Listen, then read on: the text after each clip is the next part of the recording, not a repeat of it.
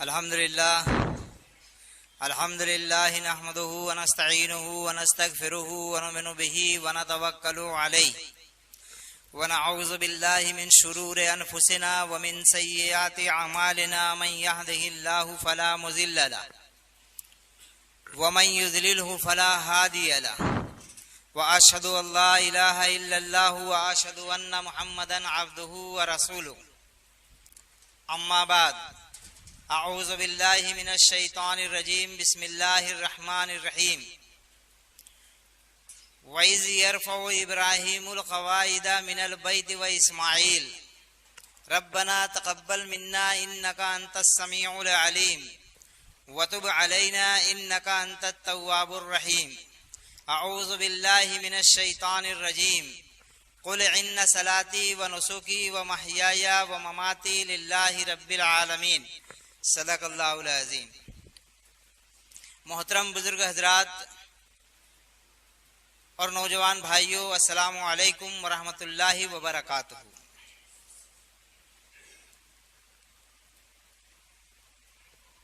मुसलसल 4 हफ्ते से आप लोगों के सामने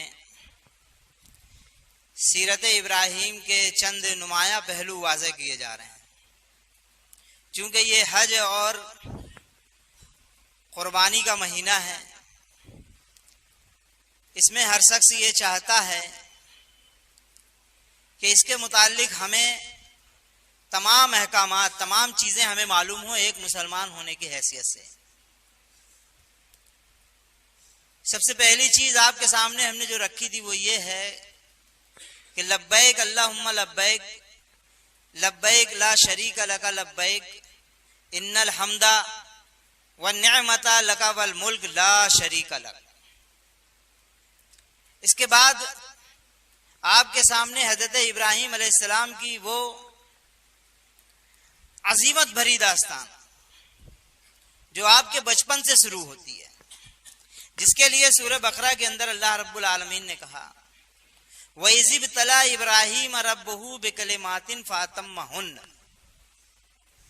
कि याद करो वो वाकया, वो मौका कि जब तुम्हारे रब ने हजरत इब्राहीम को आजमाया चंद बातों में, और वो जब उस पर पूरा उतर गया तो अल्लाह रब्बुल आलमीन ने यह ऐलान किया कि इब्राहीम मैं तुम्हें तमाम इंसानों का पेशवा बनाने वाला हूं। लेकिन कब? उस आजमाइश के बाद। उस आजमाइश की पहली कड़ी हमने आपके सामने रख दी थी कि होश संभालते ही हजरत इब्राहीम अलैहिस्सलाम ने अपने बाप से ये बात कही कि अब्बा हुजूर, आप जिस दीन पर हैं, जो तरीका अपनाए हुए हैं, ये तरीका रब्बे कायनात को, उसके जलाल को, उसके गुस्से को भड़काने वाला है। आप किसी अजाब में घिर जाएंगे, आपकी कौम किसी अजाब में घिर जाएगी। अब्बा हुजूर मेरी बात मान ले, मेरे पास जो इल्म आया है वो ये है कि इस कायनात का मालिक सिर्फ और सिर्फ अल्लाह है, और मैंने तो यकसू होकर उसी का तरीका इख्तियार कर लिया है, हर तरफ से मुंह मोड़कर। अब्बा हुजूर मैं मुश्रिकों में से नहीं हूं, आप भी इसको इख्तियार कर लें। बाप ने कहा इब्राहीम, ये बातें जो तू कहता है, तेरे दिल से ये बातें निकलती हैं या यूं ही तू बस कह पड़ता है? हजरत इब्राहीम ने कहा अब्बा हुजूर जो बात मैं कहता हूं दिल से कहता हूं। कहा इब्राहीम ये सारी बातें बंद कर दो, वरना तुम्हें क्या करूंगा? मरवा दूंगा, संगसार करवा दूंगा। लेकिन हजरत इब्राहीम अलैहिस्सलाम नहीं मानते। यह आपकी पहली आजमाइश थी जो घर से शुरू हुई। हजरत इब्राहीम अलैहिस्सलाम ने अपने बाप दादा के दीन को ठुकरा दिया। हालांकि अगर उस दीन पे वो कायम रहते तो आने वाले वक्त में वो उस मुल्क के बहुत बड़े पुरोहित होते और मुल्क का खजाना उनके कदमों में डला होता, लेकिन उन्होंने ठुकरा दिया। बात और आगे बढ़ी। आपकी कौम चांद की पूजने वाली है, सितारों को पूजने वाली है, सूरज को पूजने वाली है। आप सबके पास ये के बाद दीगरे जाते हैं। और सबको समझाने की कोशिश करते हैं कि ये चांद, ये सितारे, ये सूरज खुदा कैसे हो सकते हैं, ये सब डूब जाते हैं, फना हो जाते हैं, फिर वापस आते हैं, ये तो मुकम्मल गर्दिश में है, इन्हें कोई चला रहा है, ये किसी के हुक्म के पाबंद हैं, ये जिसके हुक्म के पाबंद हैं वही अल्लाह है। ऐ कौम, बाज आ जाओ इन सारी चीजों से। फिर बुतों की तस्लील, बुतों के पूजने वालों के पास जाते हैं, उनसे कहते हैं कि तुमने ये क्या अख्तियार कर रखा है, जिसे मेरा बाप अपने हाथों से बनाता है, तुम उसको खुदा ठहरा लेते हो। कौम की शिकायत बार बार आने लगी कि इब्राहिम को रोको इन सारी बातों से, वरना ठीक नहीं होगा, मुल्क के अंदर इससे फसाद फैल रहा है, मोहल्ले और पड़ोस के नौजवान बिगड़ रहे हैं, ये बुतों के खिलाफ जा रहे हैं, बाप दादा के दीन से हटते चले जा रहे हैं, एक खुदा की पैरवी की बात करने लगे हैं, इब्राहिम अलैहिस्सलाम को रोको। अब बाप ने एक मीटिंग तलब की, बड़े लोगों की, सरदाराने कौम जमा हुए, कुछ मशवरा दो क्या किया जाए इब्राहिम के साथ। इब्राहिम मेरा एक लौता बेटा है, मैं तो उसे चाहता हूं संगसार कर दो, खत्म कर दो, न रहे बांस न बजे बांसुरी। लोगों ने समझाया नहीं, ऐसा ना करो, अभी नौजवान है, जज्बात उभरे हुए हैं, जज्बाती बातें करता है, इसलिए ये सारी चीजें कह जाता है बेख्याली में, अभी समझ कम है, इसका निकाह कराओ, इसके दामन से कोई हसीन और जमील लड़की को बांध दो, उसके हुस्न के दामे फरेब में फंसेगा, सारी चीजें भूल जाएगा। ये बात समझ में आ गई आजर को। एक नौजवान के लिए इससे ज्यादा बड़ी आजमाइश नहीं हो सकती कि एक नौजवान के सामने कोई हसीन और जमील लड़की को लाकर रख दिया जाए, और तरबियत याफ्ता। आजर ने पूरे मुल्क के अंदर हरकारे भेज दिए कि मुल्क में जो सबसे ज्यादा खूबसूरत और हसीन और जमील लड़की हो वो इब्राहिम के लिए लाई जाए। अब पसंद आती है एक लड़की जिनका नाम शारा है, उनकी तरबियत की जाती है, तुम्हें इब्राहिम के साथ क्या करना है, उसको अपने हुस्न और जमाल में फरेफ्ता कर लेना है ताकि वो तुम्हारा गर्विदा हो जाए और वो बातें जो वो किया करता है वो उसे भूल जाए। इसलिए ला करके अपना निकाह करा दिया गया। इब्राहिम अलैहिस्सलाम के साथ जैसे ही निकाह होता है, हजरत इब्राहिम अलैहिस्सलाम वो दावत उस लड़की के सामने पेश कर देते हैं। अब इब्राहिम अलैहिस्सलाम अल्लाह रब्बुल आलमीन की तरफ से रहनुमाई में है, जो बात आपकी निकलती है वो असर रखती है, पर नहीं ताकत परवाज मगर रखती है। जो शीशे में उतारने आई थी वो खुद हजरत इब्राहिम अलैहिस्सलाम की सीरत में उतर गई। मान लिया हजरत इब्राहिम अलैहिस्सलाम की बात को। अब खानदान, मोहल्ले, पड़ोस के लोग, बाप इंतजार कर रहा है कि कुछ दिनों के बाद तो इब्राहिम अलैहिस्सलाम का पूरा रवैया बदल जाएगा।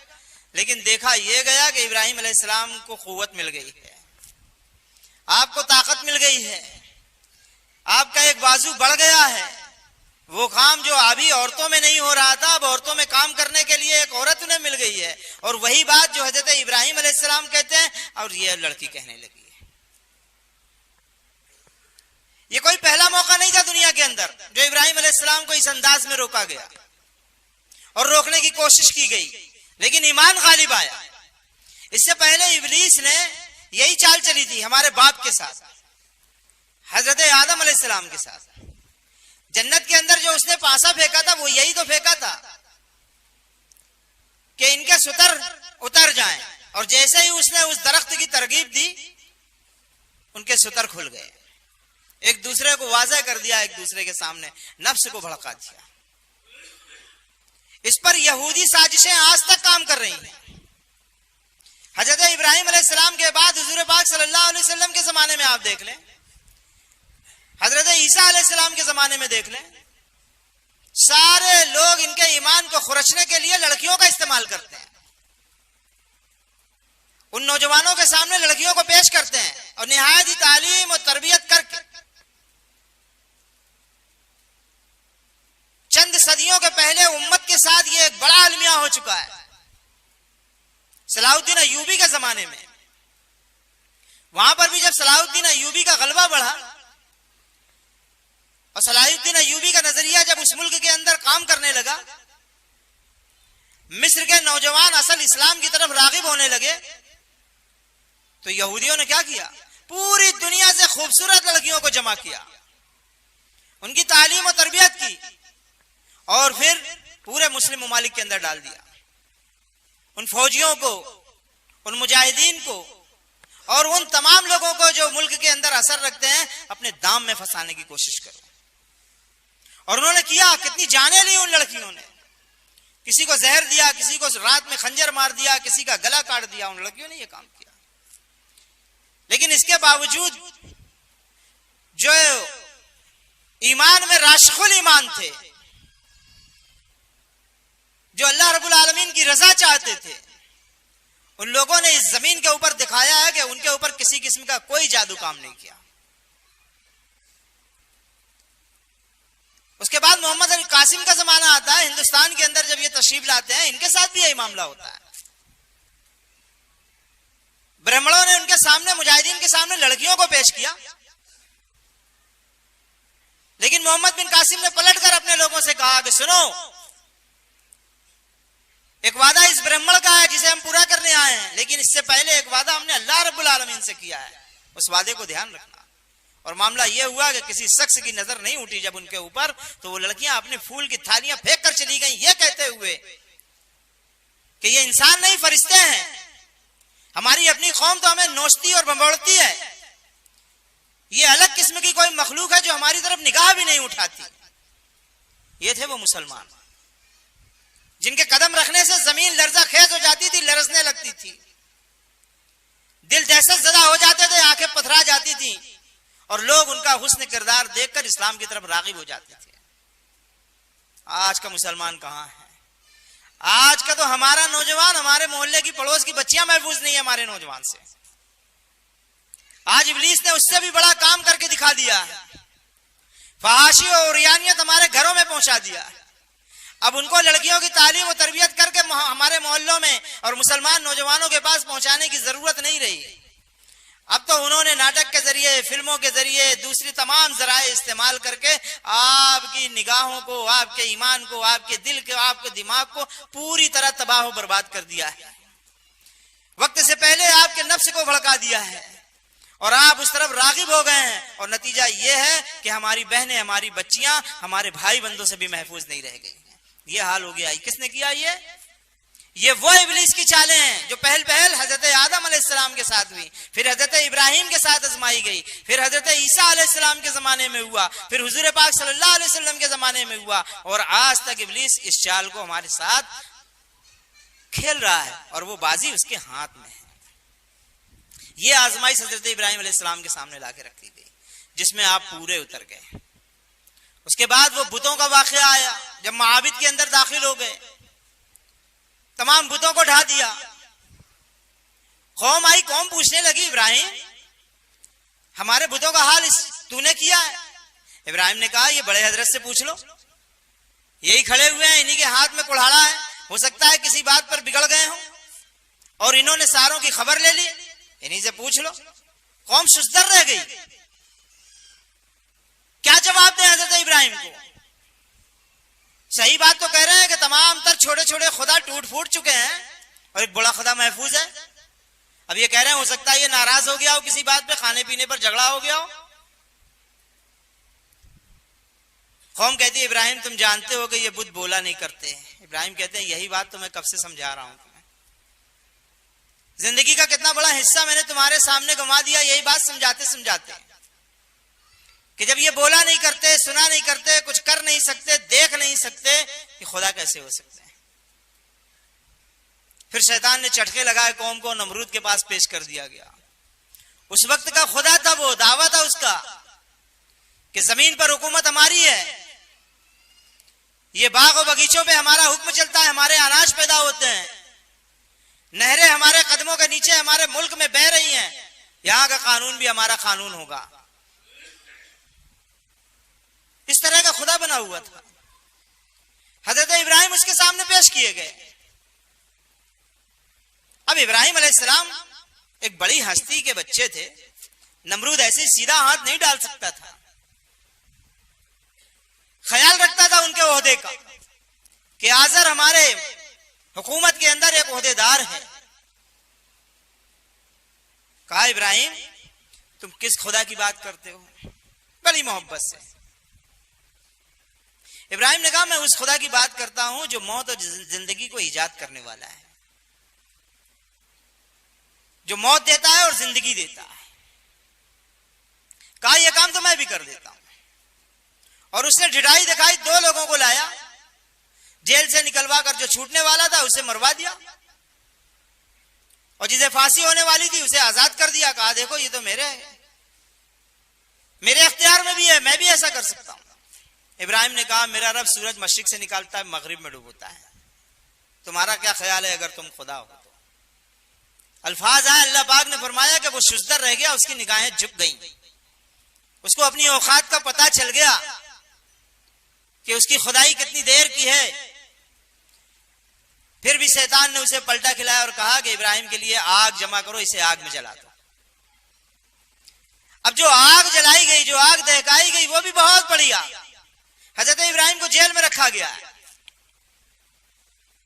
रोज ला करके उस आग को दिखाया जाता है, देखो इब्राहिम ये आग है जिसमें तुम्हें डाला जाएगा, जिसमें तुम्हें जलाया जाएगा। हजरत इब्राहिम कहते हैं अगर मेरा नसीब है कि मेरे मुकद्दर में शहादत है तो इसे कोई रोक नहीं सकता, अगर ये मेरे रब का हुक्म है। कई रोज तक इस तरह हजरत इब्राहिम अलैहिस्सलाम के दिल को जांचा और परखा जाता है। महसूस हो जाता है कि इब्राहिम दहशत ज़दा होने वाले नहीं हैं, अपने ईमान को छोड़ने वाले नहीं हैं, उसमें कॉपरेट करने वाले नहीं हैं। जैसे ही उन्हें यह बात महसूस होती है वो फैसला सुना देते हैं कि बस इब्राहिम को आग में डाल दो, और आपको आग में डाल दिया जाता है। अब यह भी बात कोई नई नहीं है, उस जमाने से लेकर आज तक लगातार अहले ईमान के साथ ये मामला जारी और सारी है। आज भी पूरी दुनिया के अंदर यह ईमान का मसला बना दिया गया है कि नहीं? आज भी यही चीज मुसलमानों के सामने है ना।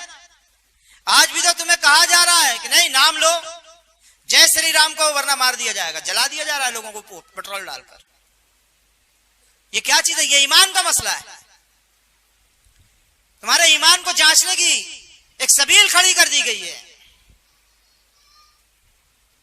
अब अल्लाह रब्बुल आलमीन इस कौम को छांटेगा। कौन है जो हजरत इब्राहिम की सीरत अख्तियार करता है, कौन है जो मुनाफिकों की तरफ जाता है। लेकिन अल्लाह का शुक्र है कि अभी जितने लोग मैदान में आए हैं, किसी ने भी ये बात नहीं कही कि हाँ हम सूर्य नमस्कार करते हैं, वंदे मातरम करते हैं, मुल्क को खुदा तस्लीम करते हैं, जमीन को सजदा करते हैं, या हम राम की भी जय कर सकते हैं। ऐसा एक भी वाकया नहीं आया। लोग कत्ल हो गए। अल्लाह रब्बुल आलमीन के यहां इनका बड़ा इनाम है। लेकिन ऐसे भी लोग सामने आएंगे, अभी मुसलमानों ही में से निकलेंगे, अरे एक दफा राम जय श्री राम कह देने से क्या होता है। अभी ऐसे समझाने वाले भी आएंगे, जैसे वो कुर्बानी को समझाने वाले लोग निकल पड़े हैं ना। इंद्रेश कुमार के मदरसे से लोग क्या कह रहे हैं कि इतना पैसा कुर्बानी में बर्बाद करने की क्या जरूरत है, इतने माल और असबाब बर्बाद करने की क्या जरूरत है, इतने जानवरों को ज़बह करने की क्या जरूरत है। हजरत इब्राहिम के नाम पर एक केक काट दो, ये पैसे जमा करके कोई बड़ा कॉलेज खोल दो। ऐसे मशवरा देने वाले आए। हालांकि अल्लाह के रसूल सल्लल्लाहु अलैहि वसल्लम ने क्या फरमाया? हुजूर ने फरमाया कि इस मौके पर अल्लाह रब्बुल आलमीन को सिर्फ और सिर्फ खून बहाना पसंद है। कुर्बानी के मौके पर हुजूर पाक सल्लल्लाहु अलैहि वसल्लम ने 100 ऊंट का ज़िबा किया है और यह तालीम दिया उम्मत को कि अल्लाह रब्बुल आलमीन को सबसे ज्यादा ये जो खून पसंद है, इन तारीखों में उम्मत मुस्लिमा कयामत तक खून बहाएगी। लेकिन हमें क्या कहा जा रहा है कि नहीं तुम ईमान से बाज आ जाओ। यह चीज हुजूर पाक सल्लल्लाहु अलैहि वसल्लम के जमाने में भी थी। जमा तो हो जाते थे ना 10-20 लोग, हजरत खब्बाब को पकड़ लेते थे, बांध देते थे खंबे से, गुस्ताखी कर दो हुजूर की शान में, कलमे कुफ्र कह दो, छोड़ दिया जाएगा। हजरत सुमैया से क्या कहा था अबू जहल ने? यही बात तो कहा थी कि अपने बच्चों को कह दो कि वो वापस आ जाए दीन में, घर वापसी कर लें। अगर नहीं कर सकते तो एक मर्तबा हुजूर की शान में गुस्ताखी कर दें।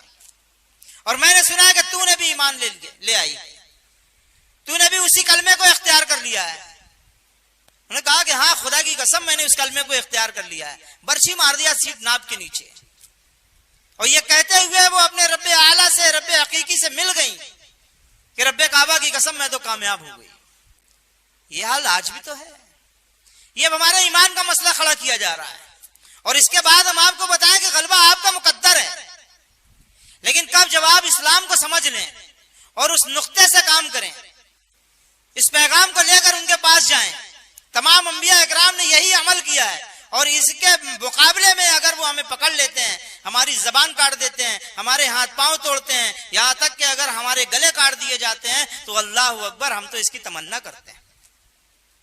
हम तो आरजू रखते हैं कि इस रास्ते में एक दफा नहीं, अगर 100 जाने हो तो 100 दफा कुर्बान। मेरे नबी ने तो यही तालीम दी है।